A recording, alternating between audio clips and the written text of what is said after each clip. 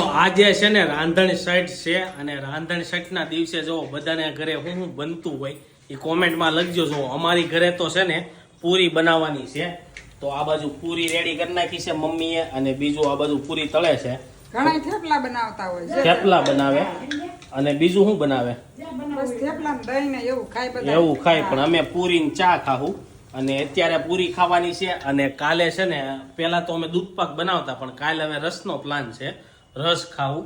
શીતળા સાતમ હોય ને ત્યારે ઠંડુ ખાવાનું. આ બધું આજે તો ગરમા ગરમ પૂરી ખાઈ લેવું, પણ કાલ ફ્રૂટ સલાડ કરતા ને પેલા. હા, ફ્રૂટ સલાડ કરતા, પણ હવે આ પૂરી બધી છે ને કાલે ઠંડી ખાવાની હોય.